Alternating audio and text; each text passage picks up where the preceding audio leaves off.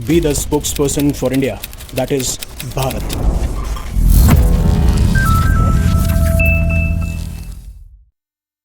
अब आज के टाइम पे जो US Israel versus Iran war चल रही है, उसका सबसे बड़ा मुद्दा यही है ना कि ईरान जो है वो यूरेनियम को इतना एनरिच ना कर ले कि वो न्यूक्लियर वेपन बना ले।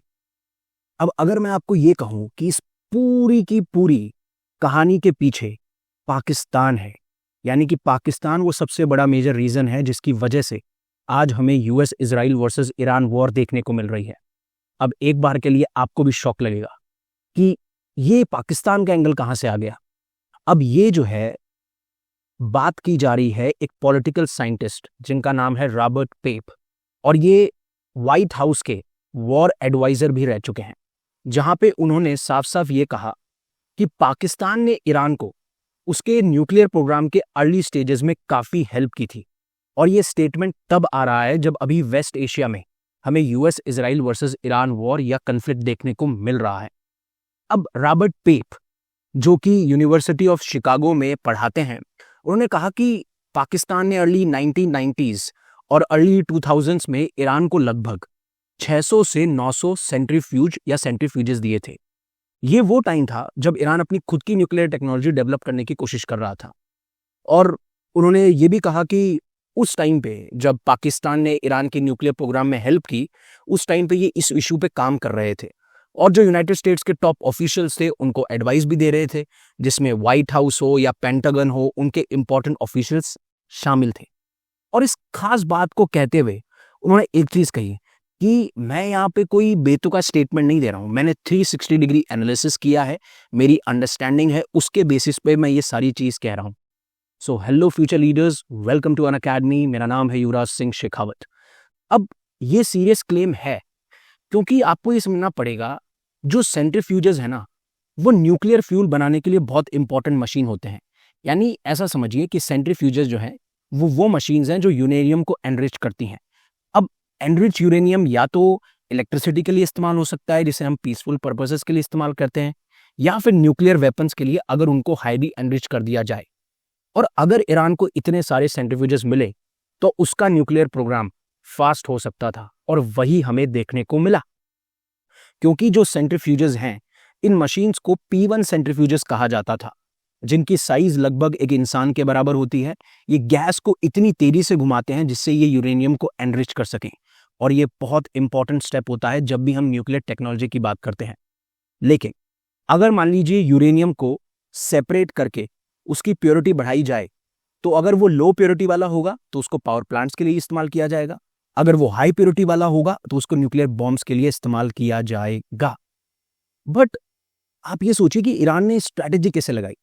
ईरान को जब पाकिस्तान से ये मशीन्स मिली तो ईरान ने क्या किया, इन मशीन्स के हर एक कंपोनेंट को अलग किया और फिर स्टडी किया हर एक कंपोनेंट को, जिससे ये खुद के सेंट्रीफ्यूजेस बना सकें। यानी कि चाहते तो जो पाकिस्तान ने सेंट्रीफ्यूजेस दिए हैं उसका इस्तेमाल किया जा सकता था, बट ईरानियंस वर स्मार्ट, उन्होंने इसकी रिवर्स इंजीनियरिंग करी।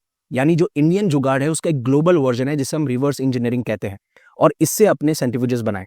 अब देखिए, ईरान जो है यूनाइटेड स्टेट्स जितना रिच नहीं है, बट एक केपेबल कंट्री था, और अफगानिस्तान जैसा पुअर कंट्री भी नहीं था, सो दैट वो ये टेक्नोलॉजी को डेवलप कर पाए। ये रॉबर्ट पेप एक्सप्लेन करते हैं कि ईरान ने सिर्फ इन सेंट्रीफ्यूजेस का इस्तेमाल नहीं किया, उनको पढ़ा और उनको कॉपी भी किया गया।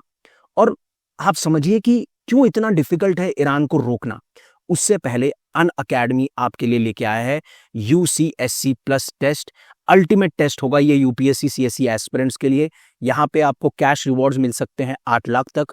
क्वेश्चन जो है इंडिया के टॉप एजुकेटर्स के द्वारा बनाए गए हैं, और आप एक क्विज शो में भी एंटर कर सकते हैं।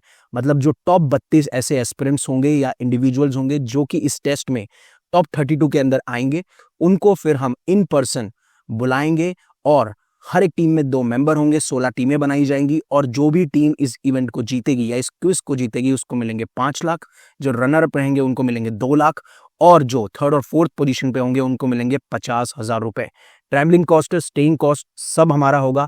आप अपने आप को रजिस्टर कर सकते हो, डिस्क्रिप्शन में आपको लिंक मिल जाएगा। 11 अप्रैल को इसके 2 टेस्ट होने वाले हैं, 11 बजे और 5 बजे। अब समझिए कि ये प्रोग्राम इतना डिफिकल्ट क्यों था। अब रॉबर्ट पेप ये कहते हैं कि अर्ली 2000 तक ईरान का न्यूक्लियर प्रोग्राम रोकना बहुत मुश्किल हो गया था। हालांकि मिलिट्री अटैक्स किए गए या साइंटिस्ट को टारगेट करना काफी नहीं होता, राइट। हालांकि अगर आप ये कहेंगे कि मिलिट्री टारगेट्स किए जा सकते थे, अटैक किए जा सकते थे, साइंटिस्ट को टारगेट किया जा सकता था, लेकिन प्रोग्राम की पूरी डिटेल्स किसी को पता ही नहीं थी। इवन बता दूं आपको, इंटेलिजेंस एजेंसीज जैसे सीआईए और मोसाद के पास भी कंप्लीट इंफॉर्मेशन नहीं थी। उन्होंने एक्सप्लेन किया कि अगर कुछ इंडिविजुअल्स को पता भी था, लोगों को पता था, और उनको हटा दिया जाए तो भी प्रोग्राम स्लो नहीं होता, क्योंकि सिस्टम ऑलरेडी वाइड स्प्रेड था और पूरी तरह से ये इंफॉर्मेशन फैल गई थी। और आप सबको याद होगा, जब साइंटिस्ट को अटैक किया गया था तो उसके अंदर मोहसिन फखरीजादे, जो कि एक ईरानियन फिजिस्ट और सीनियर डिफेंस ऑफिशियल थे, और कहा जाता है कि 2003 से पहले का जो न्यूक्लियर प्रोग्राम था उसके लिए ये रिसर्च कर रहे थे, उसके बहुत इंपॉर्टेंट लीडर थे। इसीलिए अक्सर इन्हें father of Iran nuclear programme भी कहा जाता है, जिनका इवन ईरान इजराइल के ऊपर ब्लेम लगाता है कि इनके असैसिनेशन में इजराइल का बहुत बड़ा इंपॉर्टेंट रोल था। अब बात सिर्फ यहां तक नहीं है। ईरान फिर धीरे धीरे करते करते अपने एडवांस सेंट्रीफ्यूजेस को डेवलप कर दिया गया, जिसे P2 सेंट्रीफ्यूजेस कहते हैं। हालांकि लोकेशन आज तक नहीं पता। इवन जब जून में अटैक किए गए, जहां पे फोर्दो, नतांज, इशाफान, इन सारी न्यूक्लियर साइट्स को अटैक बनाया, तब भी काफी सारे एक्सपर्ट्स ये कहते हैं कि कुछ ऐसी लोकेशंस हैं जो किसी को नहीं पता है, जहां पे एनरिच यूरेनियम को रखा गया है। और इससे ये प्रोग्राम जो है और ज्यादा कठिन हो जाता है अगर आप इसको रोकने की कोशिश भी करो तो। चाहे से बहुत सारी इंटेलिजेंस एजेंसी काम कर रही हैं, सब कुछ किया जा रहा है, बट धीरे धीरे ईरान जो है अपने इन मंसूबों में आगे बढ़ता गया, अपनी न्यूक्लियर कैपेबिलिटीज को और इम्प्रूव करता जा रहा था। अब लेकिन होता क्या है, 2002 में यूएस को एक चीज रियलाइज होती है। वो ये चीज रियलाइज होती है कि यूएस गवर्नमेंट ने ये रियलाइज कर लिया था कि ईरान का न्यूक्लियर प्रोग्राम अब इतना आगे बढ़ चुका है कि कोई ऐसा मिलिट्री ऑप्शन नहीं है जो कि हम इस्तेमाल करें और इस्तेमाल करके हमें सक्सेस मिले। तो कोई भी ऐसा स्ट्रॉन्ग एक्शन हम लेंगे तो उसकी गारंटी नहीं है कि वो सक्सेसफुल होगा। और इवन रॉबर्ट पेप ये बताते हैं कि यूएस चाहता भी नहीं था कि वो एक्ट करे, क्योंकि उन्हें उस टाइम समझ में आ चुका था कि ईरान ऑलरेडी बहुत ज्यादा प्रोग्रेस कर चुका है। इवन डिस्कशंस भी चल रहे थे कि क्या हमें लार्ज स्केल मिलिट्री एक्शन लेना चाहिए, जैसे कि हमें ट्रुप्स को भेजना चाहिए तेहरान में, बट वो प्लान्स प्रैक्टिकल नहीं थे। अब यूनाइटेड स्टेट्स को उस टाइम पे ऐसा लग रहा था, बट आज के टाइम पे डोनाल्ड ट्रंप को ऐसा नहीं लग रहा। डोनाल्ड ट्रंप को लगता है कि लार्ज स्केल मिलिट्री एक्शन होना चाहिए, जिसमें हम ट्रुप्स जो हैं तेहरान के ऊपर उतारें। और हालांकि एक्सपर्ट सब ये कह रहे हैं कि वो बहुत ज्यादा डेडली होगा अगर ऐसा किया जाता है तो 2002 में यूएस ने एक तरीका निकाला। उसमें उन्होंने ईरान, इराक और नॉर्थ कोरिया को एक एक्सिस ऑफ एविल का हिस्सा बताया। उन्हें कहा और इल्जाम लगाए इन कंट्रीज पे कि ये weapons of mass destruction develop कर रहे हैं, टेररिज्म को सपोर्ट कर रहे हैं, इसकी वजह से ग्लोबल पीस खतरे में आ सकता है। और आपने देखा था 2023 में किस तरीके से US under George W Bush Iraq के अंदर इन्वेड करता है। हालांकि उस टाइम सद्दाम हुसैन को कैप्चर कर लिया गया था, फिर उसके बाद उनको फांसी की सजा दे दी गई, लेकिन वेपन्स ऑफ मास डिस्ट्रक्शन कभी नहीं मिले। और इसलिए काफी बार कहा जाता है कि ये ईरान को रोकने की कोशिश है, ईरान की रिजीम को चेंज करने की कोशिश है, जिसमें आप हवाला देते हैं कि ईरान जो है न्यूक्लियर वेपन प्रोग्राम डेवलप कर रहा है। और वही चीज अब शायद डोनाल्ड ट्रंप को भी सता रही है, जिसकी वजह से उन्होंने ये कहा कि क्यों ना हम ऐसी फोर्सेस भेजें जहां पे लगभग जो 450 केजी ऑफ यूरेनियम, एटलीस्ट जो एनरिच यूरेनियम है, जिसको 60% तक एनरिच किया जा चुका है, उसको हम अपने सोल्जर्स भेज के स्टील करके, कैप्चर करके दोबारा लेके आ जाए। अब डोनाल्ड ट्रंप को तो ऐसा लग रहा है कि जोमेटो डिलीवरी है, जाएंगे आ जाएंगे और उसका कोई भी फर्क नहीं पड़ेगा। हालांकि अभी इस डिसीजन को फाइनल नहीं लिया गया है और धीरे धीरे यूएस मिलिट्री प्रेशर बढ़ रहा है। साथ ही ईरान से पीसफुली यूरेनियम देने को भी कहा जा रहा है, बट आई डोंट नो कि किस तरीके से डोनाल्ड ट्रंप इसमें एक्शंस लेंगे और क्या किया जाएगा, वो तो आने वाला टाइम बताएगा कि होता क्या है। लेकिन यूरेनियम इतना इंपॉर्टेंट क्यों है? देखिए, अगर आप यूरेनियम को 3.67% तक अगर एनरिच करते हैं तो दैट इज फाइन, ये पीसफुल पर्पसेस के लिए, इलेक्ट्रिसिटी पर्पसेस के लिए। लेकिन अगर 20% तक एनरिच कर लिया जाए तो भी बहुत ज्यादा सीरियस है, और अगर 60% तक एनरिच कर लिया जाए तो मतलब कि बहुत ही जल्दी आप एक न्यूक्लियर वेपन बना सकते हैं, यानी आप 90% तक एनरिचमेंट तक पहुंच सकते हैं। अब रिपोर्ट्स ये कहती हैं कि ये जो 450 केजी ऑफ यूरेनियम है, जिसको 60% तक एनरिच किया जा चुका है, ये स्टोर है बहुत ही ज्यादा स्ट्रॉन्ग और प्रोटेक्टेड प्लेस है, जैसे इशाफहान और नताज। अब यूरेनियम का मतलब ये नहीं है कि ईरान के पास में बॉम्ब है, बट जो हार्डेस्ट पार्ट था कि आपके पास में यूरेनियम होना चाहिए एंड देन उसके बाद में आपके पास में ऐसी मशीन्स होनी चाहिए जिससे आप एनरिच कर सकते हो, वो उनके पास में था और ये ईरान ऑलरेडी कर चुका था। और आपको मैं बता दूं, जो इंटरनेशनल एटॉमिक एनर्जी एजेंसी है, उन्होंने नवंबर 2024 के डेटा के हिसाब से ये बताया था कि 182 किलोग्राम ऑफ यूरेनियम जो है वो 60% तक एनरिच किया जा चुका है, 840 किलोग्राम्स ऑफ यूरेनियम 20% तक एनरिच किया जा चुका है, और around approximately 2600 kilogram of uranium enrich किया जा चुका है 5%।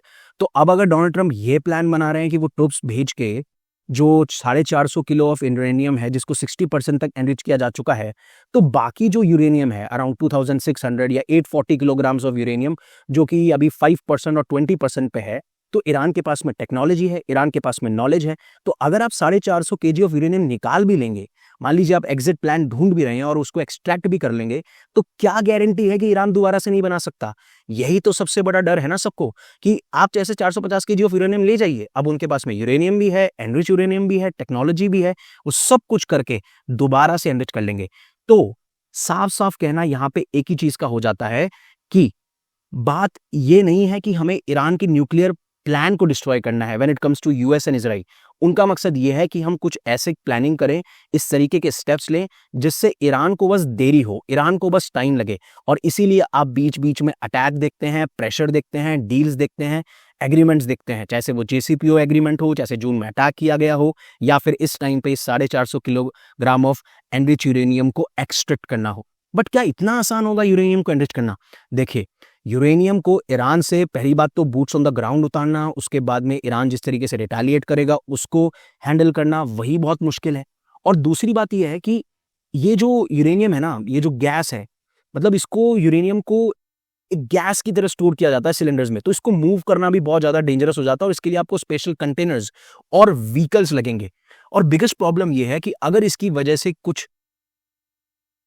वजह से एस्केलेशन इतना बढ़ गया कि वॉर तक की सिचुएशन आ गई, जिस तरीके से ईरान अभी रिस्पॉन्ड कर रहा है कि यूएस बेसेस को टारगेट कर रहा है, फिर शिप्स को टारगेट कर रहा है, ऑयल ग्रिड्स को टारगेट कर रहा है, तो फिर और बैडली तरीके से ये यूएस को डैमेज करेगा, गल्फ कंट्रीज को डैमेज करेगा। और जितने ट्रूप्स अभी भेजे जा रहे हैं, कई बार बोल रहे हैं 10,000 ट्रूप्स और एडिशनली जाएंगे, पैरा ट्रूपर्स जा रहे हैं, मरीन जा रहे हैं, वो सफिशिएंट नहीं होंगे, क्योंकि इराक वॉर के अंदर भी लगभग 2,50,000 ट्रूप्स भेजे गए थे और उस टाइम पे भी इनको सक्सेस नहीं मिली थी। और ईरान जो है वो काफी ज्यादा बड़ी कंट्री है इराक की कंपैरिजन में। बताया ये जाता है कि इराक तो सिर्फ 1/4 है, 1/4 है ईरान का, जहां पे पॉपुलेशन ईरान के अंदर 90 मिलियन पीपल है। तो बहुत ज्यादा डिफिकल्ट होगा यूएस ट्रूप्स के लिए यहां फाइट करना। और अगर ऐसा होता है तो ये जो कन्फ्लिक्ट है ये एक बहुत बड़ी वॉर में एस्केलेट कर जाएगा, जो कि काफी सालों तक चल सकती है और उसकी वजह से काफी नुकसान भी देखने को मिल सकते हैं। इसीलिए जो top US air power expert हैं या former White House air adviser हैं, वो साफ साफ ये कहते हैं कि मेरे मुताबिक अब जिस तरीके से ईरान ने रिटेलिएट किया है, ईरान अब दुनिया के टॉप 5 मोस्ट पावरफुल कंट्रीज में आ गया है। अगर करंट वॉर सिचुएशन की बात करेंगे तो जिस तरीके से ईरान की पावर रिसेंट वीक्स में इंक्रीज हुई है, और वॉर जो है ना अभी स्टेजेस में चल रहा है। पहला स्टेज जब यूएस ने अटैक किया, सेकंड स्टेज जब ईरान जो है स्ट्रॉन्ग रिस्पॉन्स देता है, और थर्ड स्टेज आएगा जब आपको ग्राउंड पे बूट्स देखने को मिलेंगे, ग्राउंड पे कन्फ्लिक्ट देखने को मिलेगा। अब इस टाइम पे क्या है कि एक तो ईरान का बहुत स्ट्रॉन्ग कंट्रोल है स्ट्रेट ऑफ हॉर्मुज के ऊपर, जो कि इंपॉर्टेंट ऑयल रूट है। अब इससे ईरान का ग्लोबल इन्फ्लुएंस और बढ़ रहा है। एक तरफ आपके पास में स्ट्रेट ऑफ हॉर्मुज का कंट्रोल है, जिसकी वजह से आपके पास में ऑयल कंट्रोल आ जाता है, मिलिट्री स्ट्रेंथ आप दिखा रहे हैं, न्यूक्लियर कैपेबिलिटी की तरफ बढ़ रहे हैं। इन सब वजह से ईरान की जो ग्लोबल पोजीशन है काफी स्ट्रांग हो गई है। आपका क्या पॉइंट ऑफ व्यू है इसको लेके, प्लीज कमेंट सेक्शन में जरूर बताइएगा। Thank you very much for giving me your precious asset, that is your time. Stay safe, stay happy, take care. Jai Hind, Jai Bharat. And remember one thing, live in such a way that universe will be proud of you.